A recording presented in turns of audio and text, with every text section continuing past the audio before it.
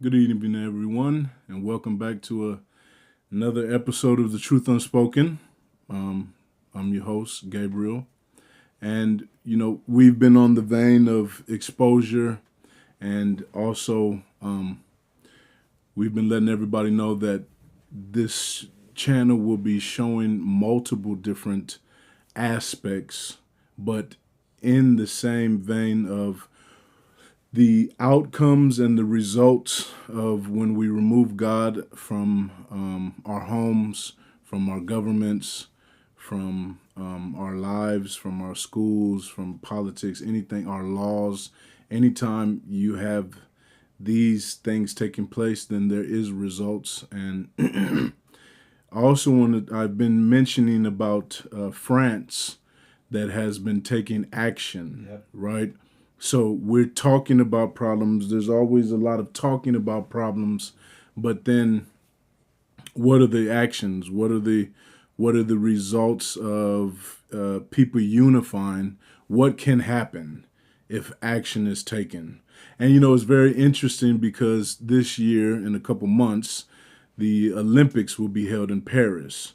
And so right in before that, there's a whole lot of turmoil, and the turmoil has to do with the market, the laws being made, the things that are being done that are changing the lives of people, right? And so by living in France, I lived there, and I got to experience their culture. I got to experience one of the best things was their food, and because almost everything they had was organic, right? And so it just the taste, the quality, everything was just completely different than what we're used to in America. And so being there, living there, getting to make friends and family there, lifetime friends that are now family, and partaking in their way of when it comes to farming and things like that. Now, if you don't know that there's a major issue with farming in America where land is being consumed and farmers are being bought out and farms are being taken. What in France, the farmers are having a different reaction, right? And their timing is perfect because the government, this the Olympics, right, is going to bring a lot of money to France, right? And so, but one of the main things that they're known for is their food. So if there's a problem with the food, there's going to be a problem with the Olympics, right? And so they're making their stand at the perfect time. And this is beyond, you know, farming and food. This is about oppression. This is about dictatorship, hiding in the form of democracy or freedom. Honestly, and that's what it boils down to: freedom. And so we're supposed to be land of the free, home of the brave, right? But we're experiencing a lot of things. We still have freedoms. We're still blessed, but then there's a lot of things that are being rapidly taken, and we've been exposing for us as our children are one of the things amongst many other things that they're rapidly taking and giving us no choice and no say in any matter.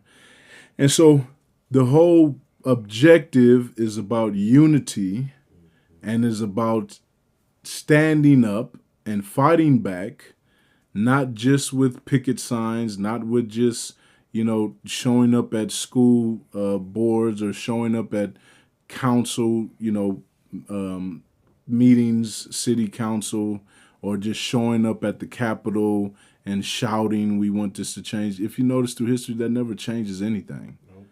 And so, but what France is doing, there's change. There has to be change, and that's one of the things they're saying is we want change, and if we don't see any change, we're gonna just show it what's going on. But the point is I'm correlating that to the fact of parents and people that love children and that want to see things change and want to have an actual tangible where we can see it, we can taste it, we can experience it.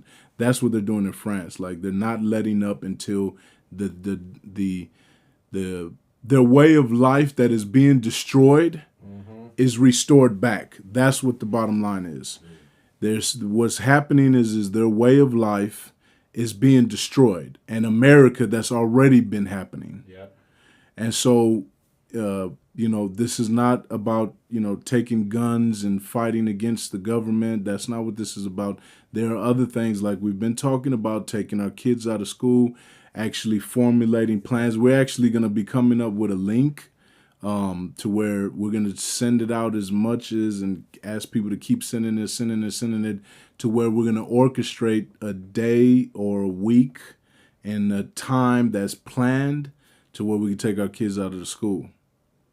And the more people we can get, the more parents we can get to sign up and actually do it, then that'll be the beginning of change, right? Yeah. Every revolution, every movement, it starts for change. And when people go away from God and they remove God, then a lot of horrible things start happening. Yep. And that's what we have, issues. We have issues everywhere, right? And you have those that will say, oh, that's political and this and that. But when we have terrorists, and this is not just hearsay or conspiracy theory, but we actually have terrorists being welcomed and flooded in through our borders, Yep. which a part of that, they're also a part of the child trafficking and also a part of plotting to attacks.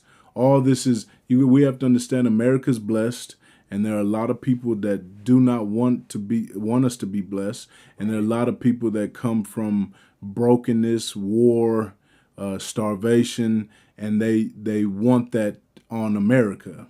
And so, and this is all goes into preserving the next generation, because if we don't act now, then what our children and what our grandchildren will be facing will be too much for them to overcome. And so we have to look past the deception, the lies, the political agendas, the money is what is boiled down to. And as the scriptures say, for the love of money is the root to all evil. And so we're exposing these evils and how many different areas of life it's affecting and touching, right? So I just want everyone to have a narrative of understanding of why we're playing this, because people go, oh, well, that's in France. But no, it's not just that it's in France. It's about people uniting and acting. That's what we want to do. That's what we want to have. Uniting and action. We don't want to just be a channel where we're just exposing. No, we want to be a channel that is initiating a change and getting information and getting truth out and waking people up so that change can take place. That is the point of this channel, And so we also have I don't know if we're going to do it today, but we also have an update on one of the previous videos that we showed of a young lady that's been, Khloe. Khloe. Khloe, I think. Either way, Khloe.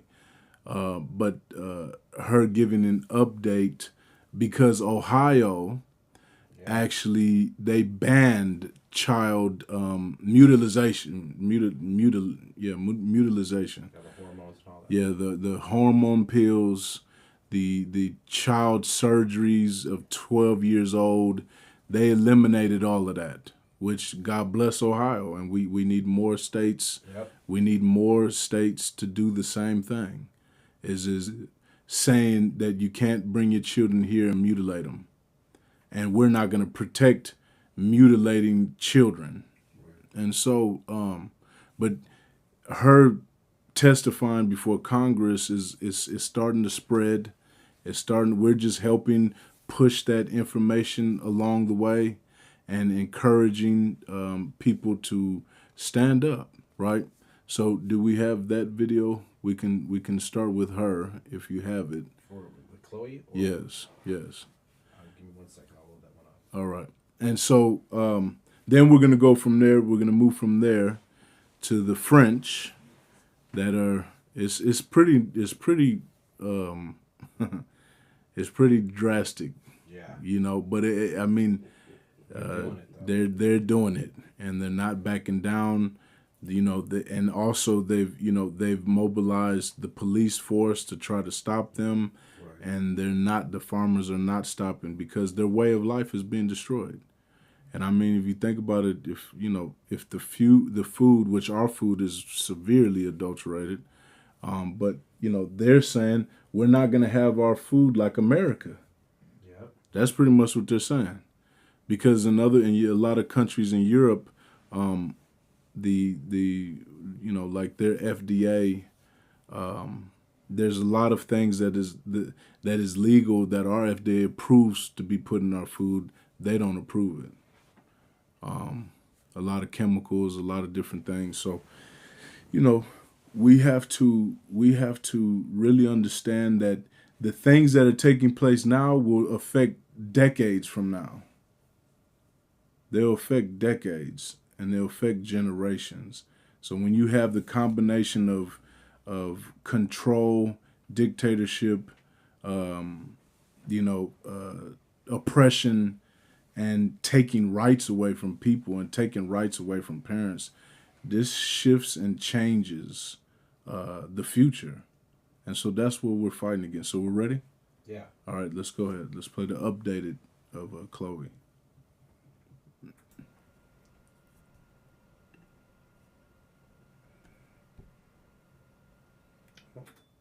One second, please hold. Where's the...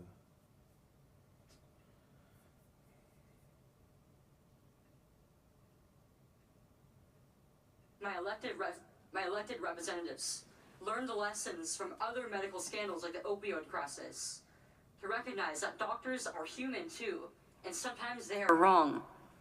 My childhood was ruined, along with thousands of detransitioners that I know through our networks. This needs to stop.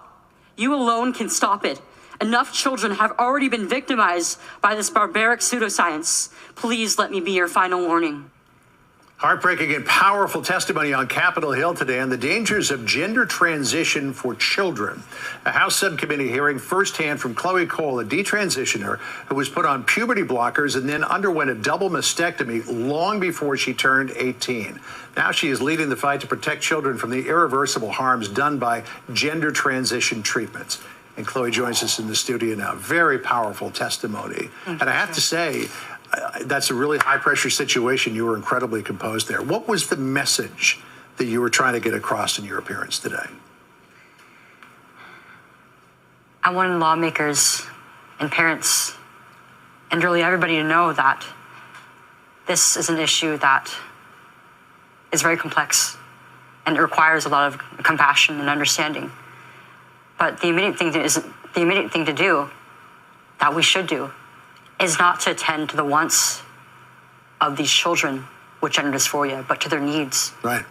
So it's incredibly complex, but are people who are involved in that side of it, gender therapists, gender consultants, I think some people even are, they try to simplify it to say, oh, you're a girl, but you're really a boy. So what we need to do is we need to give you puberty blockers, we need to give you testosterone, we need to take your breasts off, and then everything will be fine.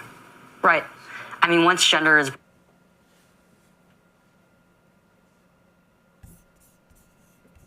brought up in the discussion, I mean, whatever mental health issues that the patient had before, it's completely thrown away. They just pivot immediately to gender. I mean, that's the business that they're in, right? So right. We were talking off camera, and you said, if you go to a knee surgery, you say, my knee hurts. There's a chance that somebody's going to recommend surgery on your knee. And it's the same thing for this, you think? Yes. And with the standards of care now, I mean, this is being recommended so flippantly to children now. They're allowing children to direct the course of their own medical treatment. So give us some insight in your story. You had a double mastectomy at the age of 15. Yes. What led you down that path to that mastectomy? Well, I started puberty rather early, and I was very insecure about my body and the unwanted sexual attention that I was getting from my peers and sometimes adults. And I found it difficult at times to fit in with the other girls my age as someone who was a bit of a tomboy. And really, these were all pretty normal feelings for a girl my age. And I also had an unresolved sexual trauma that I felt like I couldn't trust any adults with talking about. And so? And so all those factors led into me wanting to get rid of my breasts. I started to see them over time as not breasts, but tumors that needed to be removed from my body. And I wanted to be like any other boy my age. I wanted to look just like them. Now, were you just thinking that yourself, or did somebody bring you to that conclusion? It was a conclusion that I came to mostly on my own terms. I was introduced to gender ideology through social media, but when I initially started transitioning both socially and medically, I wasn't really directly interacting with anybody in the transgender community at the time. And I was very determined to do this, and it was mostly something that I had led on my own, but it was under the pretense that this was the only option that I had, or that I thought I had. So nobody said to you, well, slow down, let's take a look at this, let's examine the issues behind this and see if there's a different route? No. I mean, they did a psychiatric evaluation before I was diagnosed and treated for gender dysphoria. And they knew at the time that I had a previous diagnosis of ADHD, that I likely had autism, and that I was struggling with social anxiety, but also that I was going through things that were perfectly normal for a kid my age, and that they told my mom and dad that it was either transition or suicide for me.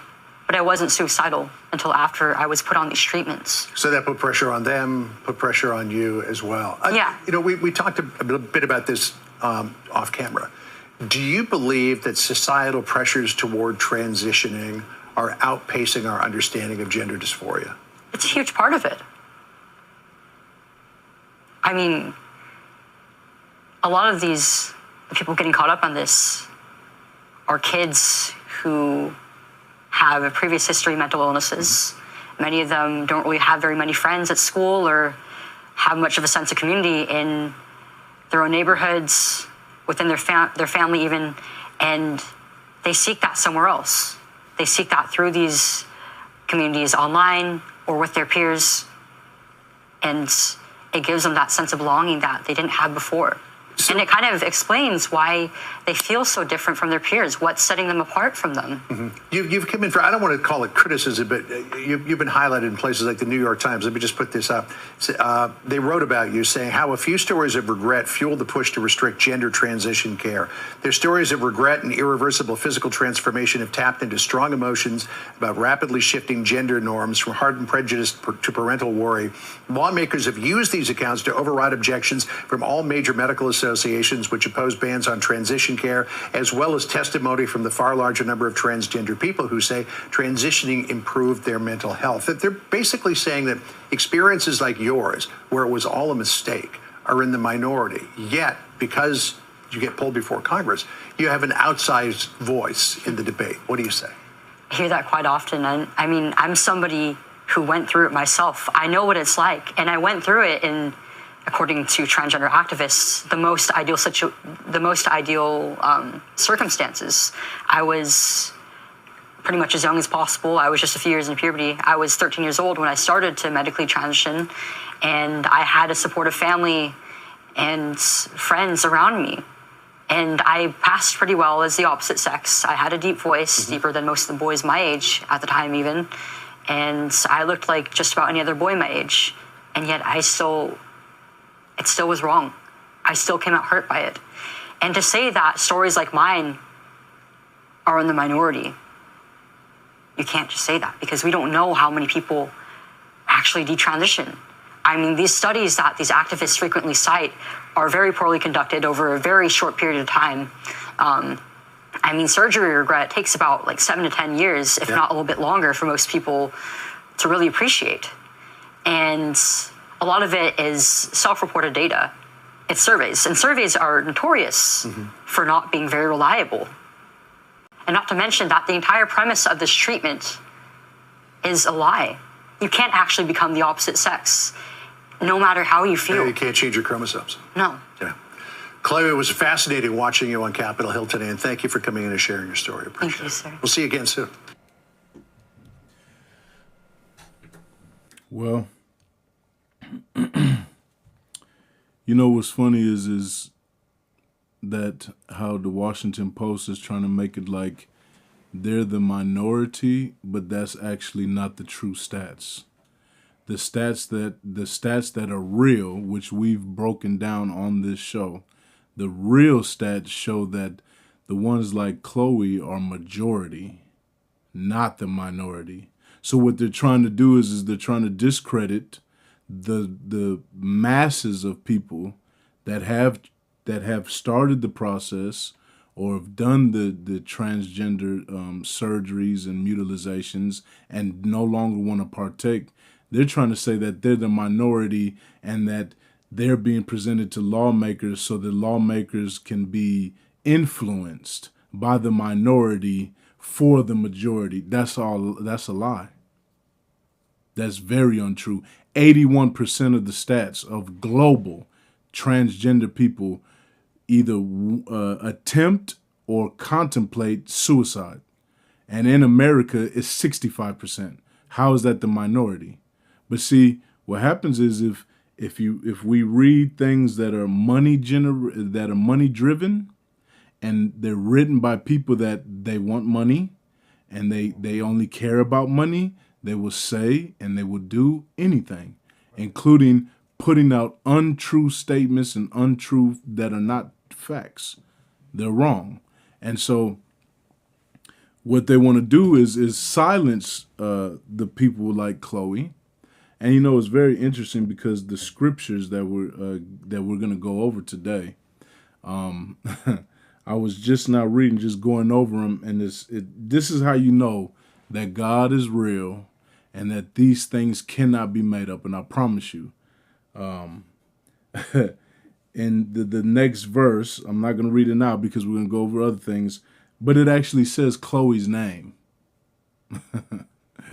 You can't make this stuff up. And so, you know, there are things that we must be woken up to. And I'm not talking about being woke. I'm talking about waking up from deception, waking up from lies, waking up from trusting people that do not have our best interests, that do not care about our lives, do not care about our children, do not care about our future, and they will sell it all, and they will kill and hurt as many as they can to get a paycheck. Right. That's what we're talking about being awakened to.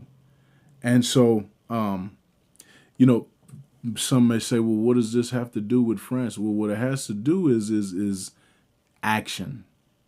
Yep. We want to give examples of people that are taking action.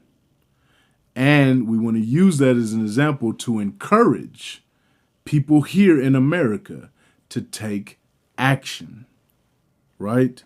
Talking and informing is good. But once that happens, then there must be action, right? And so while we're talking about action, maybe we can go ahead and load up. Let's load up the MSNBC clip with the action that is taking place in France, right? And give us some more information on what's going on there and why they're doing it and how the similarities in America, right? And the action that I'm talking about is not voting. The farmers in America in France, they're not talking about let's take a vote and let's vote for, you know, the right politician. No. They know that that's a joke. They know that the voting system is a joke, and that the lawmakers don't care about what they have to say. So that's where they're moving past ballots and checking boxes to we're in the streets, we're in front of politicians' homes, we're in front of parliament, we're in front of businesses, we're blocking highways. So let's just, you got it? Yep. You ready? All right, let's go. Let's run it.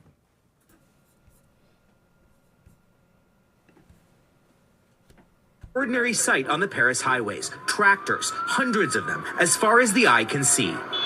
Signs in French reading, "Angry Farmer." Angry over what French farmers say is an existential threat to their way of life.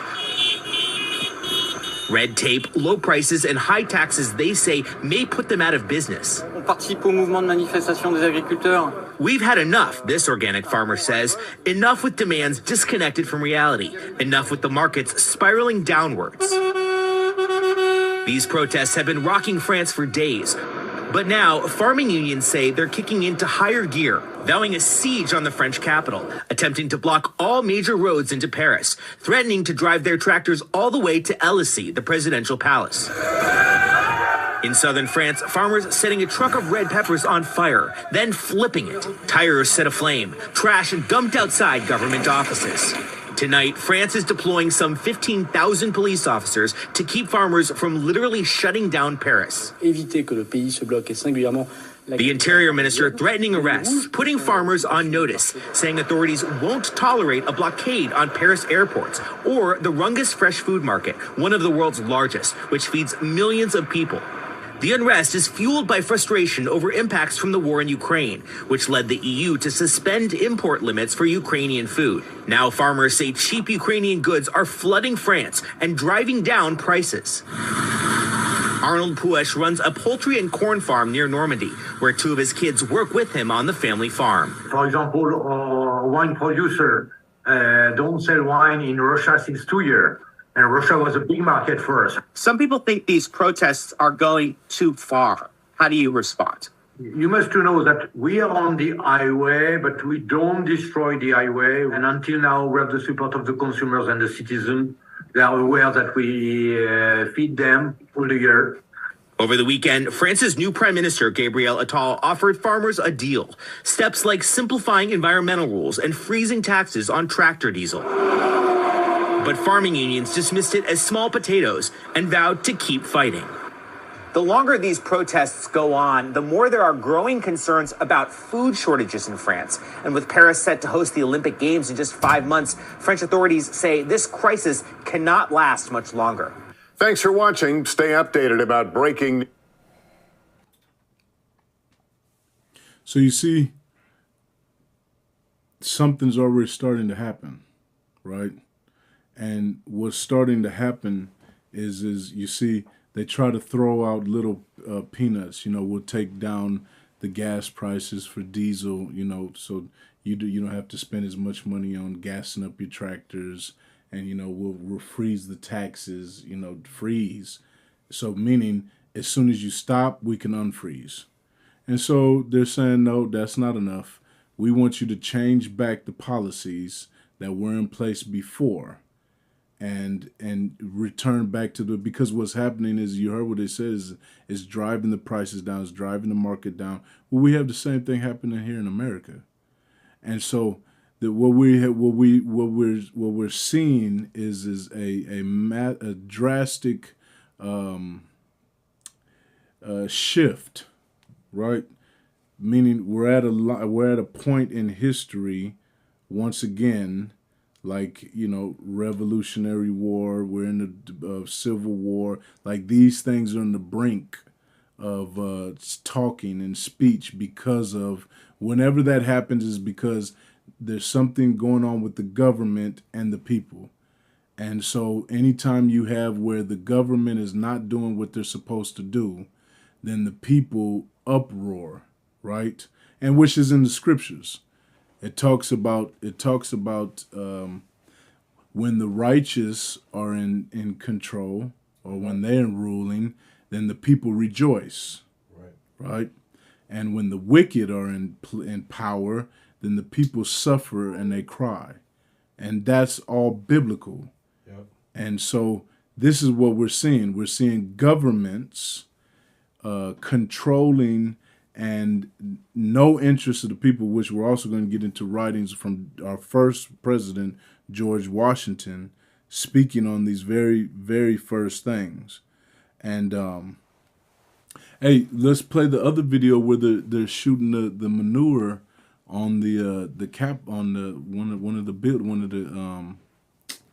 one of the buildings. Yeah, I know. I'm just trying to remember which one that was. There's like 4 of them. They all have variations of the. Well, this is like this is like a city hall building, right, where they're just spraying it, that mixed with hay. Yeah, it's pretty severe. But I mean, you know, what is it called? Drastic measures call for drastic calls, or drastic times calls for drastic measures. Yeah. Yeah. Well, that's what we're in. We're in drastic times. And you heard another thing that they said is they said the protocols or the things that they're demanding, they said are unrealistic. And that's what we're dealing with. When someone can take your child to another state, and if they get to that state, you can't come pick your child up, that is unrealistic. Your child going to school and being able to get a pornographic book and read it as an elective, that's unrealistic. So we have a whole lot of unrealistic things that are taking place, meaning the demands that are being put, they're not even in reality. And meaning they're not in the average person that's just trying to live and trying to take care of their family and survive. It's unrealistic. Our taxes in California are unrealistic. Our prices for gas are unrealistic. And here's the thing: do you know that the gas doesn't? What we're paying for gas is not even it's not even a fraction of what it's costing them to get. These are old facts. Like, this is not nothing new. But people think that when they listen to these politicians, especially our governor, they make it sound like we have to have it like this. No, we don't. Mm-hmm. The gas in California it doesn't have any type of difference than the gas in Texas. My family lives in Louisiana. The gas is $3.20. Yeah. We're hitting $6-7. That's unrealistic. That's out of touch of reality. And if you believe that there's some reason why we should be paying that much more, and 50%, was it 49% in taxes here in California?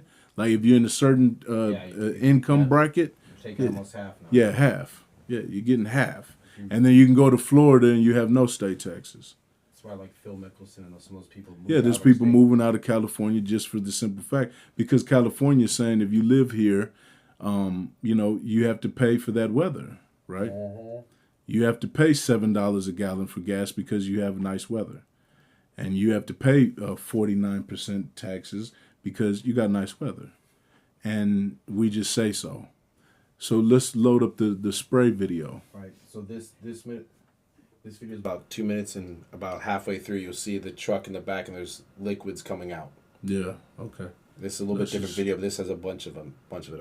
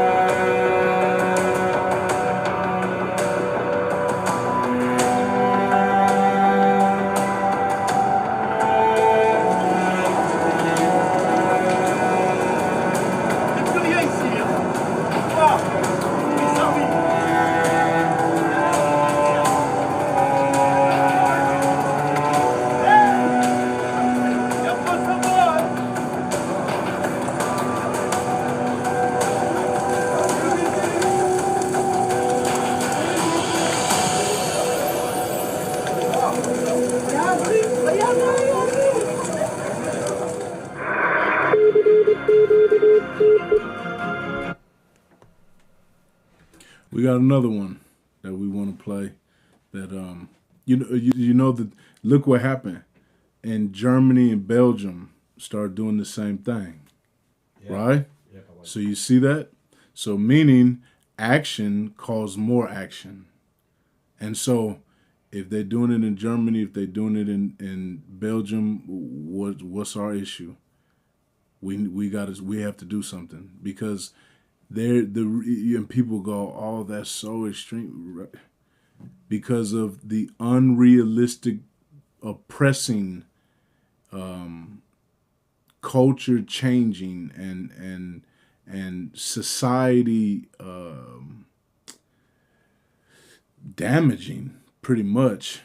These lawmakers that are in their nice homes, that have plenty of money, sending their children to private schools, and they do not care about the person that's working every day with their hands, that's feeding them. I mean, we got a lot of common sense missing drastically, globally, and this is not just in America, globally.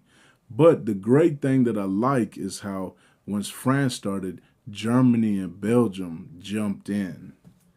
So I really think that if we have farmers and we have people that, go to Capitol Hill in Sacramento and go to, different Capitol Hills in the States and start having these type of actions, we're going to get attention. If we have 500,000 students, we have 1 million students that don't show up to school for a week, we're going to get attention. Yep.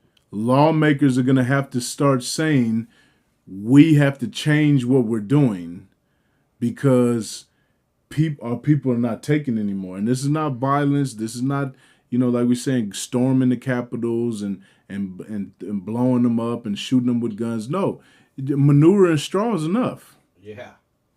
Tires, manure, and straw is very effective, as you see. It's very effective. They're having a real effect in France. Let's play another one.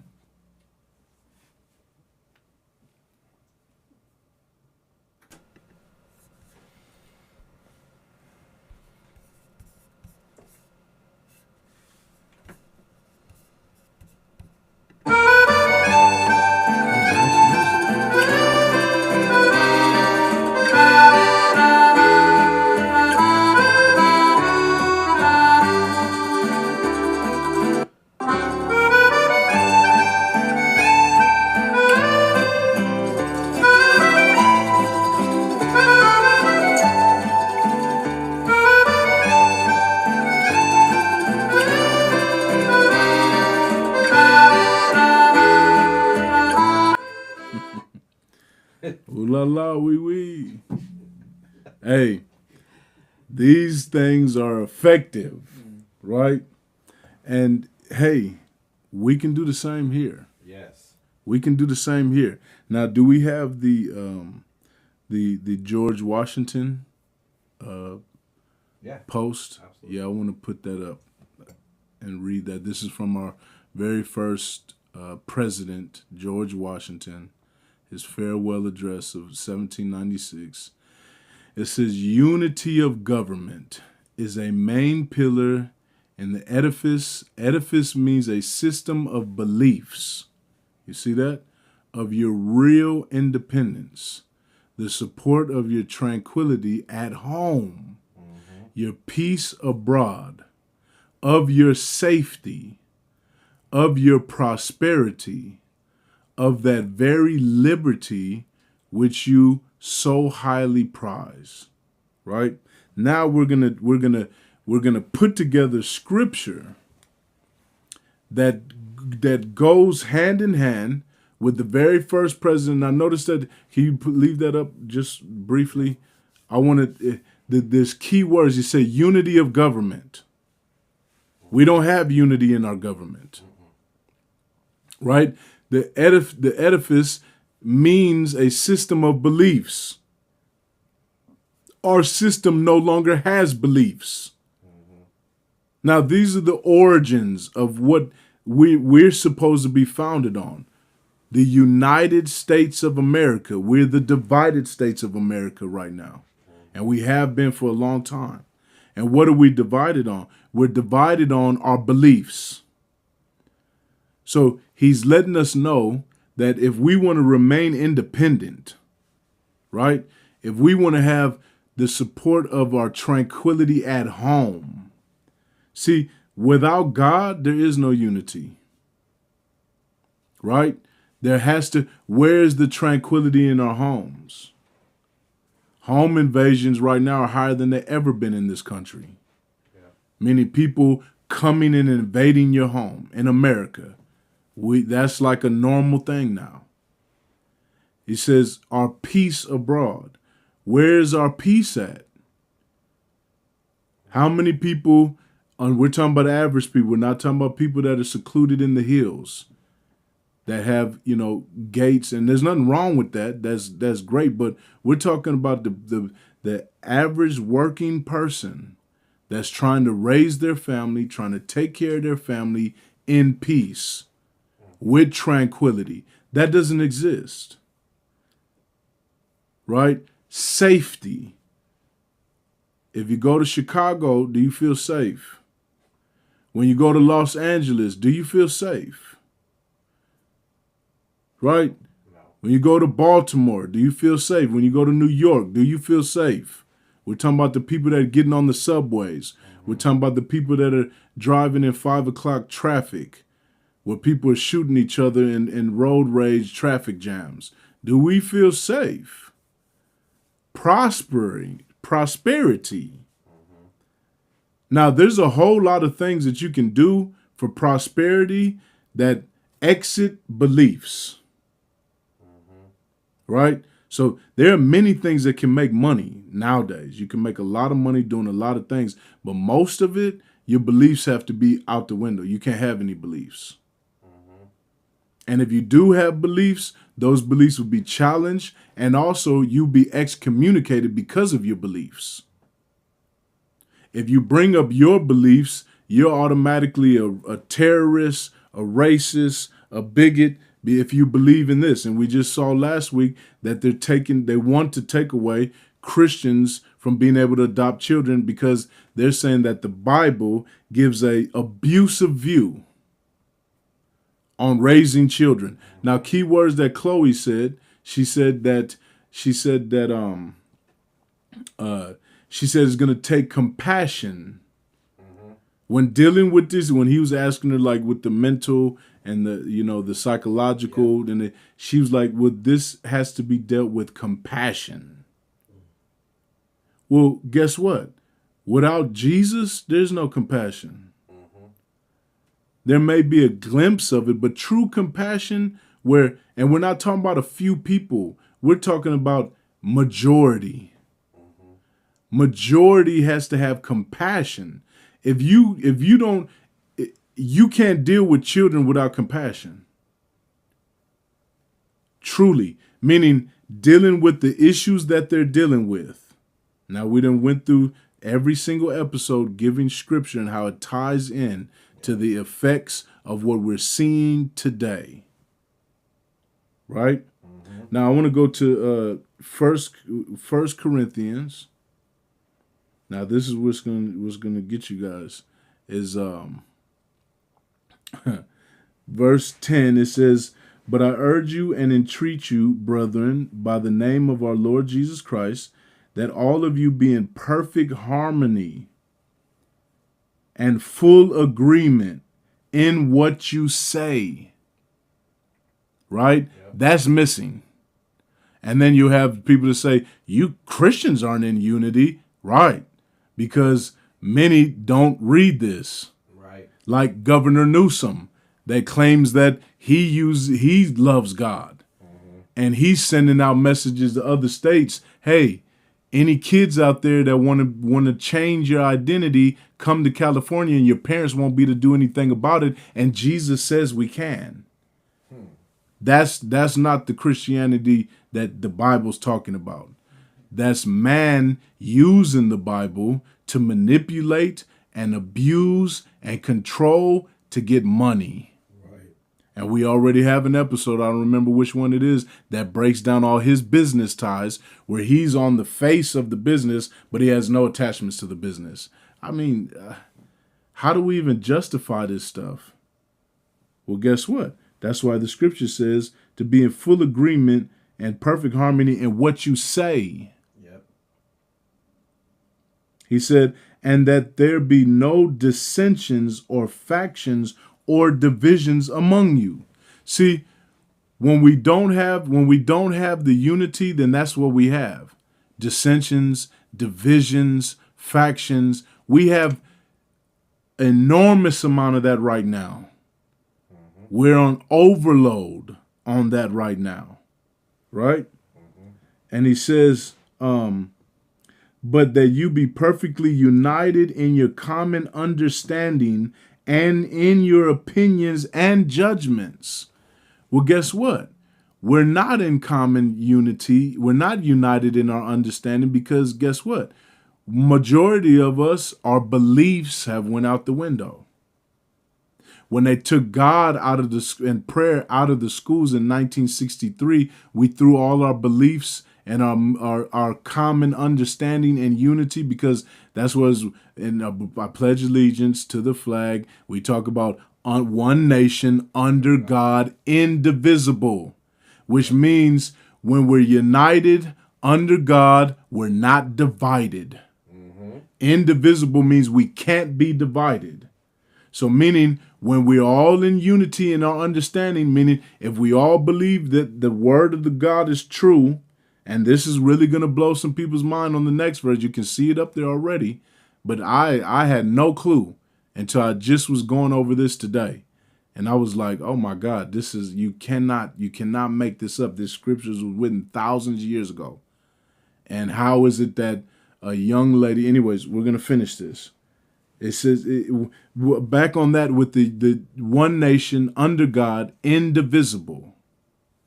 So, the way that we have unity, and our common understanding, meaning this should be a common, everyone should know this. Every American should know this. Every American should know our history, and most Americans don't even know the history. Yeah. And the history is being changed. Lies are being added in. Things are being taken out. Truths and real life events are being erased like they never happened. And that's because of going away from our first president's writings about how the government should be in unity. Yep. And when you take God out of the government, the unity disappears. Right. That's why when we played didn't we play the clip with the president of Poland? Yeah, we did. Right? Yeah, we did. And that's exactly what he said.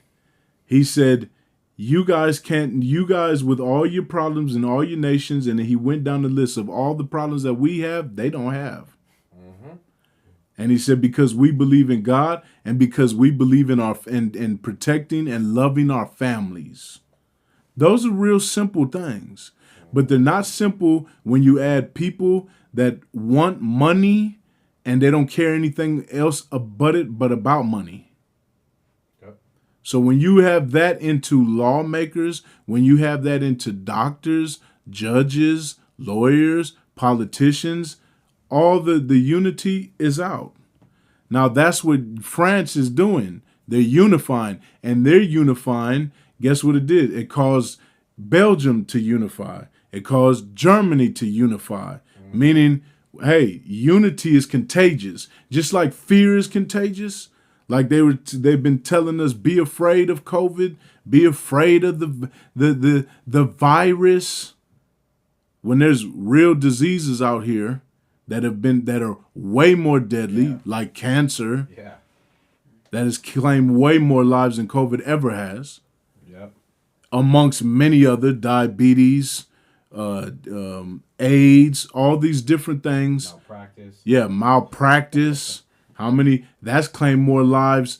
COVID could never catch up to the lives claimed of doctors' malpractice. Facts. Look it up.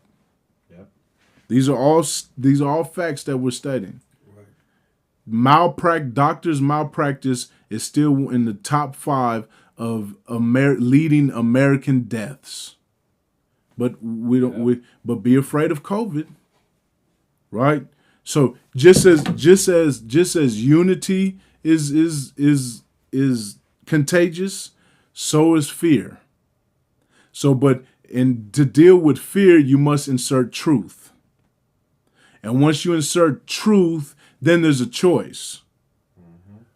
When truth comes, we can choose to believe it, or we can deny it and we can stay in fear. And fear paralyzes you. Fear has you, I can't do anything, I'm helpless. No, unity and faith means, hey, we can do this. If they can do it over there, we can do it here. Yep.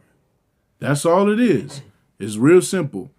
They're not afraid because they can see what this is holding for the future. So the fear is overcome by reality of knowing if we don't stand now, what's the generations going to look like? Are they going to be here? And if when they get here, what type of world are they going to show up to? And if people say, oh, I don't want to bring children into the world because the world is so crazy and look how dark it is. And yeah, all that's true, but there's still a lot of light. Right. But if people don't stand up for the light, then we're just saying, well, I don't want to bring kids into the world that's dark, and we're giving over to the darkness. We're just going to lay down and take it and die.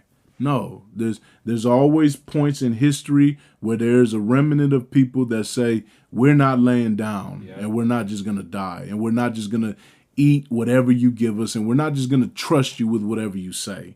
Well, America, we've been here, but people didn't know that.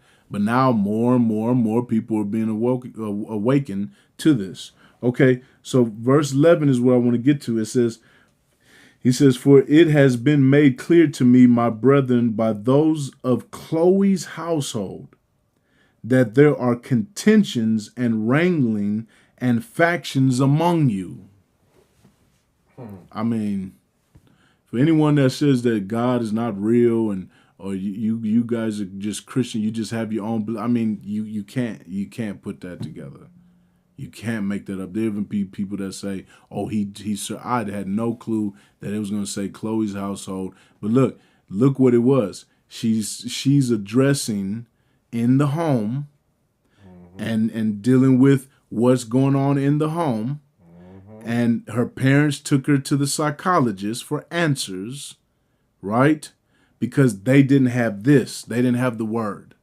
And so because they trusted man, they trusted the professionals that say, we're going to help you and we know what's wrong. What's wrong is you have a daughter that's supposed to be a son, and you have a choice to have a happy son or a dead daughter. Yeah. Well, guess what? That's not just Chloe's household. That's many different households. And so let's go to the next scripture. Psalms or Mark? Let's go to Psalms, and then we'll end with Mark. Okay. You see, it's Psalms 133. It says, "Behold, how good and how pleasant it is for brethren to dwell together in unity." When we unified, there's pleasantness, there's happiness, there's prosperity, there's safety.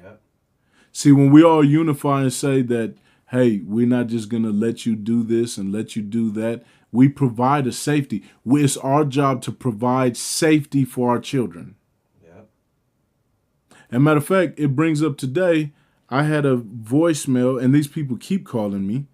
I had a voicemail from a psychological clinic that keeps calling me and leaving voicemails asking, do I want my son to be seen by a psychologist? And I said, well, maybe they got a hold of this show, and maybe that's part of their I mean, they call me every day, put it like that. I've been getting calls every day from a psychological clinic that keeps calling and wants me to schedule an appointment for my son to be seen. So today, my mother said, you need to call them and let them know. So I was like, you're right, because I just erased the voicemail. But I said, no, I gotta make a stand. So I called them, and they answered, and I said, hey, I need you guys to remove me from your calling list. I said, we're Christians. I said, my son doesn't need to be seen by a psychologist. He gets all the counseling he needs at home. And I said, and he can express himself very well. And there's no need for you. So I need you to let your entire company know, do not call this phone number. I said, because we believe in Jesus and we don't need psychological, professional people to talk and twist my child so that they're confused, because I know what's your agenda. And she went, oh, okay, all right, yeah, I'll put it in the notes. I said, please don't just put it in the notes. Send out a mass email to your entire corporation and put me on the blocked list. I said, because you guys are on the blocked list now. You'll be blocked. So do not call my phone ever again. But look what's how you just get with the psychological. How many is this happening to? How many people is this happening to? We have the other scripture? Yeah, let's go. Okay. And it says Mark 3:23. It says, and he summoned them to him and said to them in parables, illustrations, or comparisons put beside truths to explain them. No, I don't think that's the right one. It's about being divided. And if a kingdom, yes. And how can Satan drive out Satan? And if a kingdom is divided and rebelling against itself, that kingdom cannot stand. Now look, if you look throughout history and you see all the kingdoms that were royal powers and now they're no longer, this is why. This is what it's talking about. Mm-hmm.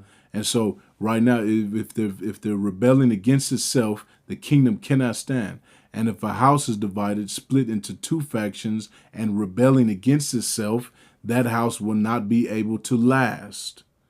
And so these are warnings. There's already been many different empires and many different kingdoms that have risen and fallen because of that truth right there. And America, we're rebelling and we're dividing. We're rebelling against ourselves. We're rebelling against God. We're rebelling, saying that, hey, we no longer want that truth of unity.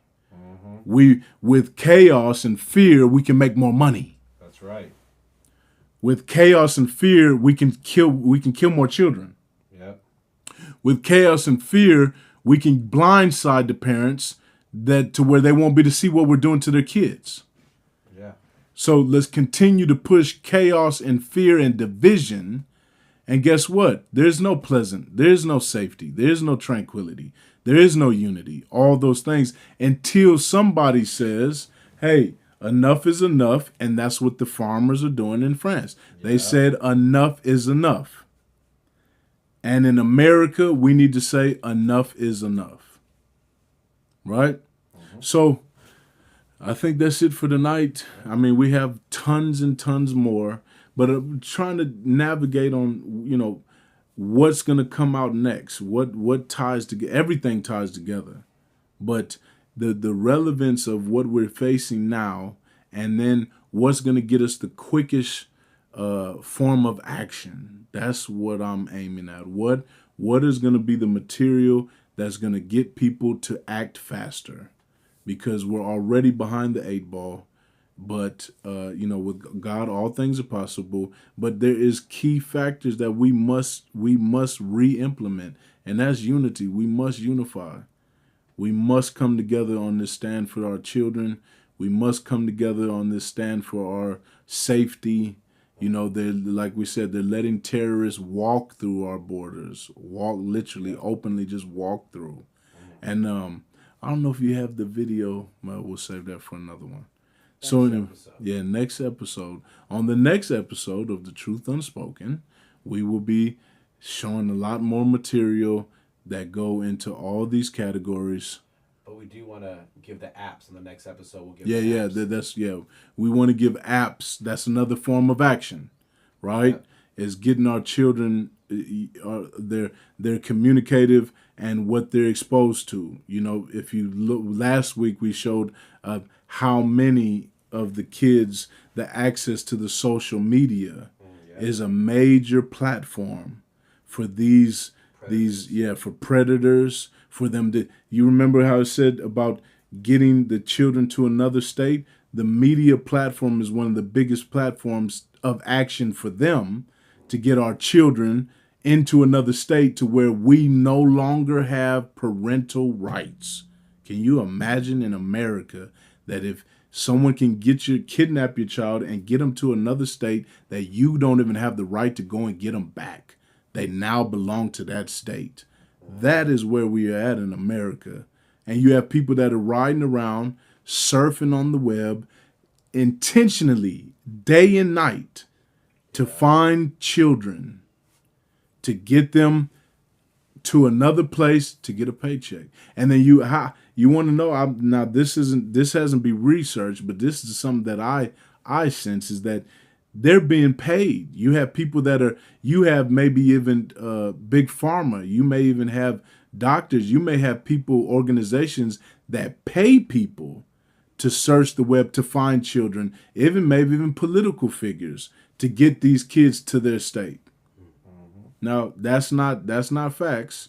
I'm just saying the evil that is being shown to us, that's not off the table. It's not far off. It's not off the table, because if they're already saying, they're coming out publicly saying, if a child gets taken and gone to California, so if you're in another state and your child gets taken to California, Sanctuary. Yeah, a sanctuary for mutilization, you can't do anything.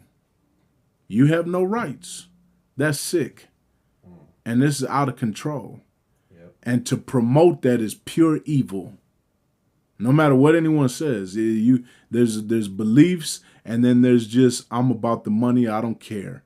That's what it is. That's where we're at. There's people that have beliefs and morals, and there's people that do not care who they destroy, who they hurt, who they kill to get money. So anyways, I thank you for hitting the like button. Thank you for hitting the subscribe button. Please share the content. Please donate so that we can get land. We already have things in place. We just need land, and we can start building schools and creating real safety zones for children. Yes. All right? So God bless everyone. Have a good night, and we'll see you on the next episode of The Truth Unspoken.